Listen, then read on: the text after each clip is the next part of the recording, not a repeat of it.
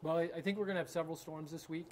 So one thing we would really like to see people focusing on is a little extra planning. I don't think anyone can say that these storms are catching them by surprise at this point. I think everyone does a good job of covering them and making sure that the public's aware. But we are seeing really the same patterns of behavior over and over again. People are driving way too fast for the conditions. If you'll see here, roads such as the Turnpike, they drop the speeds to 45. That really is a notice to the public that conditions aren't safe to be traveling at 70. And even oftentimes in these storms, we're seeing people at 80 miles an hour in a snowstorm. So we really need people to plan a little bit, take some extra time when you're driving home or to work, or if you're coming into the state or leaving it. Give yourself an extra hour even maybe to drive safely. The other thing that we're really seeing is cars are following each other way too closely.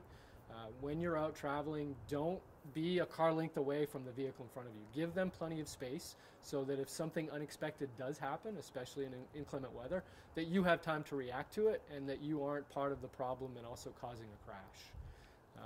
And really the third thing that we're seeing a lot of, remember we have maintenance crews out, both in the rural areas and along the highways, and those crews should be able to work safely.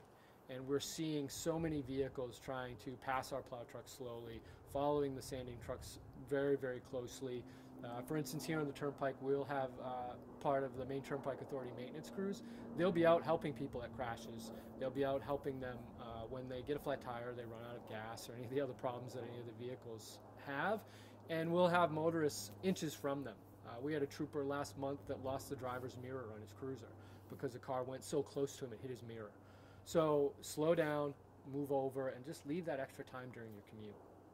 Were there any surprises, with Friday's storm that you guys felt like you weren't prepared for, just with people not really driving responsibly? Friday's storm was actually very good. We had not as many crashes as we would normally see. The last major storm before that, we had just over 30 crashes. So Friday was pretty good. I think people were prepared. They were driving slowly. They knew it was coming. And we're hoping to encourage that, and that will continue this week, especially where we have a couple major storms. Turnpike Authority is very good in their preparation. They have maintenance crews will be out all hours of the day trying to plow and sand. But again, we need that cooperation from the public for people just to slow down. So what would you say like the number one tip is for people that have to go out and drive during this storm to stay safe? Just take your time. You don't need to be traveling at 70 or 80 miles an hour. It's not going to get you there any faster. You're going to have other motorists out as well. So just drive safely, drive slowly. Factor in that extra half an hour to an hour for your commute so that you are able to do it safely. We heard that there was a high rate of slide-offs for the first storm of this Yes. year. How many were there for that particular storm, and did that number go down for the one on Friday? Yes, Fridays was way down. I don't have the numbers for the first few storms. It's certainly something we can collect and I can get to you later. But as people acclimate to the driving conditions and the snowy weather, they do seem to do better. But again, I think that looking at that 30 crashes, and that doesn't even count slide-offs, that is actual crashes where people either hit a guardrail or hit another vehicle, we could certainly do a lot better than we have.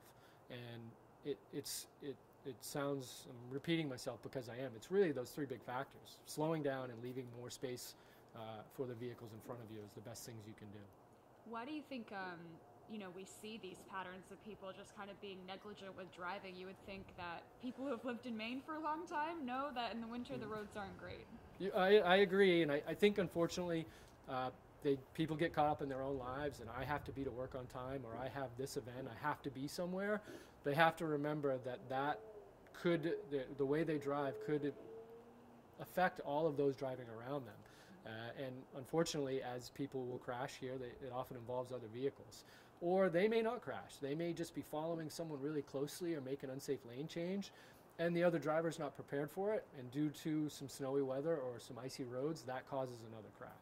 Do you think that, and how difficult is it for these motorists and for the responders, to have really what it could be 3 storms back to back to back, right on top of each other?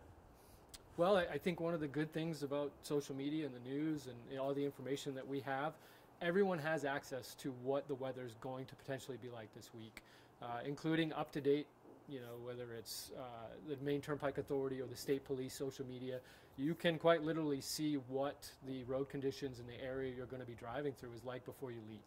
So make sure to just slow down and take your time.